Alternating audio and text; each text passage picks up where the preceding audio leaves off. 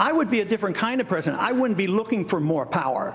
Everybody wants to be a powerful executive and run things. I, as a president, wouldn't want to run the world. I don't want to police individual activities and their lifestyle, and I don't want to run the economy. So that's like an entirely different philosophy, but it's very, very much in our tradition and in the tradition of our Constitution. And welcome back to Sioux City, Iowa. Tonight, the GOP presidential hopefuls took to the stage, and they were outlining their visions for getting America back on track. And joining me now is the man you just heard from. That's Texas Congressman Ron Paul. How are you? Good to see you. Good to see you. Thanks for being with us. I noticed you never gave a full answer to, I think it was Megyn Kelly's question. Will you promise, if you don't win this nomination, and you're doing very well here in Iowa, that you will support the Republican nominee and not run third party? Well, I'll give the same answer I've given about 39 times now. That I have no intention of doing that. I plan to do my very best and see what happens in the next 2 months. So I'm not making pledges. I don't want to push it too hard, but when you say no intention, it leaves the door open. Yeah. So you're leaving the door open. I don't like absolutes. I don't like to say, I absolutely will never do such and such. So I'm just avoiding the absolute. But you absolutely support the U.S. Constitution. Yeah, that's true. That's true. That's a little bit different than pledging to politicians. Well, but I mean, politicians aren't. But the thing is, you know that if you ran third party, and I think why people are looking for an answer, you would probably siphon off some of the anti-Obama vote. I don't think there's any doubt about it. But wouldn't it be fair to ask the moderate Republicans that are competing to ask the same question? I've been asking John Anderson approached. John Anderson dropped out and ran, and that's a significant. But no intention means the door is open. So you're saying tonight that the door is open a little? Well, the doors. I cannot conceive of it. You can't conceive of any circumstance? I cannot. Okay. I cannot conceive of it. Have absolutely no plans or thoughts of doing it. All right. A lot came up tonight. Got very heated on the issue of national security in Iran. Let me ask you this question: with Iran killing Americans in Iraq, you argue we shouldn't have been there in the first place. Right. But they're also fighting proxy wars through Hezbollah and other terrorist organizations. They were planning an assassination of a Saudi ambassador on our soil. They clearly have said they want to wipe Israel off the map. Why do you think it wouldn't be dangerous if they got that nuclear weapon? Well, I don't want them to get the nuclear weapon. It would increase the danger, but I don't think we should deal with that. But as far as thinking that should be the whole issue, I think you're losing the point, because there are a lot of nuclear weapons around the world. As a matter of fact, those quotes about wiping Israel off the map, just as a favor to me, look it up and check the real interpretation. They talk about getting rid of the regime of those people in Jerusalem. I've gone back on numerous occasions.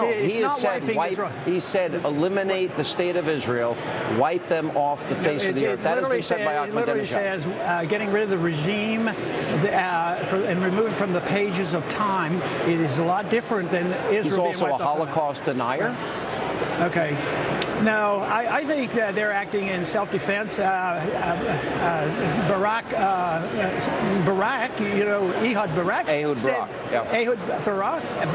said that they're acting logically and they're acting in their self-interest. And if he was an Iranian, he would probably think the same way. So they have a lot to contend with. And Barak said they were surrounded by nuclear missiles. Why wouldn't they have a natural? But there's a gross distortion of this debate that they're on the verge of a nuclear weapon. There is no evidence that they're on the verge of a nuclear weapon, and we shouldn't be ready to start another war. You talk about a declaration of war. I've read the Constitution. It doesn't say you have to use any exact words, and George Bush got the authorization for the use of force. If you're going to use force, that seems to me to meet that definition. Yeah, but it was explicit to go after those responsible for 9/11, and I voted for it. I voted for that. Did I hear you say tonight, and I wrote it down, and I wasn't sure the context because I will admit my attention was diverted, that we killed millions of Iraqis? There's estimated, when Albright was asked that, the subject that when we were bombing during the 90s, they said that there were 500,000 Iraqi children died because of our bombing and sanctions and blowing up their water plants and all. And she says, if that's the price to pay, we have to. So for 10 years, we were bombing them. And don't you think we would be annoyed if somebody bombed us for 10 years? So in comparison, they can say that we have killed a lot of the people. We dropped drones, on Pakistan. What if they did that to us? Wouldn't we be annoyed? And that's not self-defense. I'm a believer that no country has shed more blood in defense of freedom for Muslims around the world than the United States, nor has there ever been a country that has accumulated more power and abused it less than us. Here, I got to get this final question in. This came up in 2008 when you ran, and I've asked every question of Newt Gingrich involving his background, his controversies, everything. Same with Mitt Romney. And I brought up, and I really admire your fierce supporters, but when I brought up the issue of your newsletters from the early 90s and some really outrageous things that have been written in there, and you had gone on record saying you had no idea what was in them, that kind of surprised me. Why do you not take responsibility for the things that were in your individual newsletters? Well, in 2002, the Texas Monthly reviewed that, and they wrote a long article, and that's a real liberal newspaper. So you read that, and you'll find out. Well, I read Reason Magazine, which is libertarian. I did not write it. And I do not support those views. And they're painted as they make me think that, I'm a racist or something. But there were some pretty racial things in there.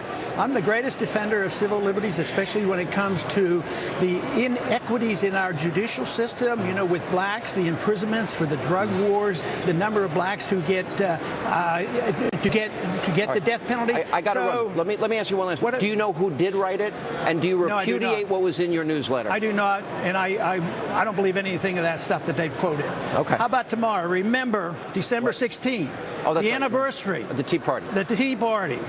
Very important date. That is when the Tea Party movement was started 4 years ago. That's the modern Tea Party movement. And for all your supporters, I asked every other candidate questions of controversy as well. Good to see you, Mr. Paul. Take care. All right, hang on one second. And we still have lots more to come tonight as we are live in the Spin Room. We're in Sioux City, Iowa. Tonight coming up next.